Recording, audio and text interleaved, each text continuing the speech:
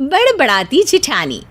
सिम्मी की शादी एक जॉइंट फैमिली में होती है जहां उसके पति राकेश के चाचा चाची भी साथ रहते थे।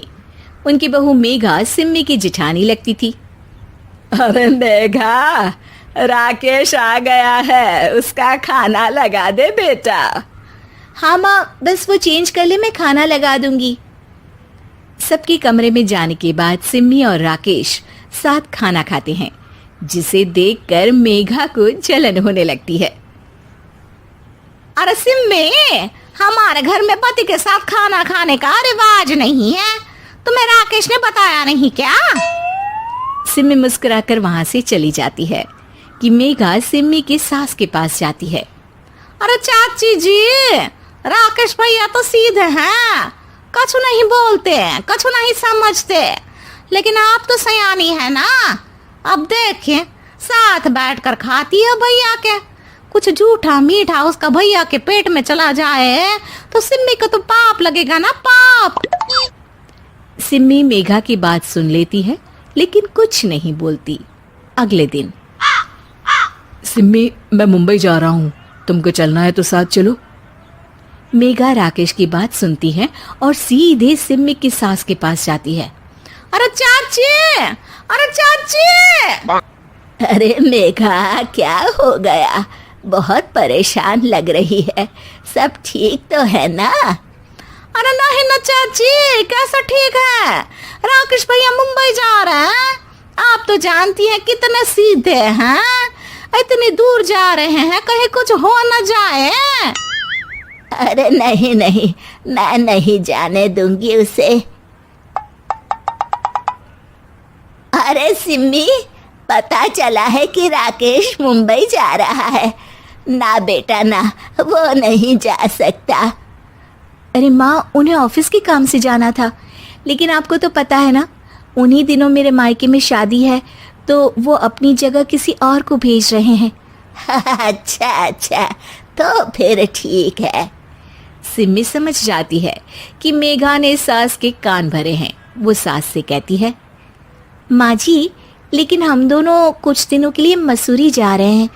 आप तो जानती हैं कि शादी के बाद हम कहीं नहीं गए।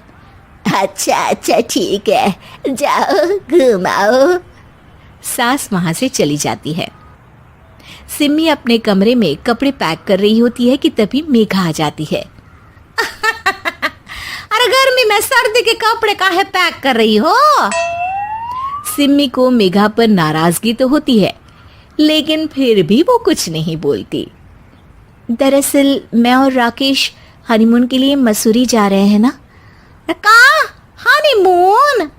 हाँ हाँ, हनीमून। क्यों? हनीमून के लिए तो पति पत्नी ही जाते हैं ना, तो मैं और राकेश जा रहे हैं। मेघा भागकर सिम्मी की सास के पास जाती है। अरे चाची, सच में तुम लोगों जितना सीधा परिवार तो मैंने देखा ही नहीं है। अरे अकेले भेजोगे दोनों को? मैं और सुरेश तो कभी अकेले नहीं गए। हाँ भाई, हम तो परिवार में ही अच्छे, बड़ों के बीच, ऊपर से खर्चे है भगवान। अरे चाची, पहाड़ी इलाका है, कुछ हो गया तो? सास सीधे सिम्मी को बुलाती है, लेकिन सिम्मी तो वहीं सास के कमरे के बाहर ही खड़ी थी। बस मेघा दीदी, आपसे यही उम्मीद थी। अरे बड़ी हूँ, घर के कायदे कानून तो मैं ही बताऊंगी ना। अरे तो अपने घर में रखिए ना सारे कायदे कानून। आपकी सास खुद खाना बनाती है, क्योंकि आप यहाँ आकर मेरी सास के कान भरती हैं।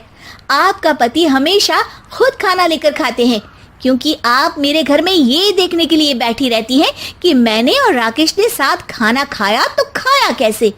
मेघा दीदी, आप अपने घर और घर वालों का ख्याल रखिए।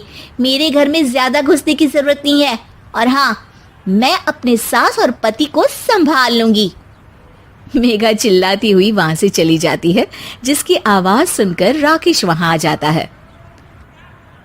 सिम्मी, मैंने तो तुम्हें पहले ही अपने घर का माहौल बता दिया था। हाँ राकेश, तुम्हारे घर का माहौल बहुत अच्छा है, लेकिन बाहर से कुछ लोग आकर इसे खराब करना चाहते हैं, जो मैं नहीं होने दूंगी। सास सिम्मी की बात सुनकर कमरे में चली जाती है। सिमी और राकेश घूमने जाते हैं और जब वापस आते हैं तो दरवाजे में मेघा और उसके पति खड़े होते हैं, वो भी सामान लेकर। अब छोटे मर्यादा तोड़कर घूम रहे हैं तो हम काहे नहीं। अरे भाभी, तो आपको किसने मना किया है? वैसे भी 4 दिन की जिंदगी है, दूसरों के घर में ताक झाक करके बिताने से अच्छा हो मौज करके ही बिताओ।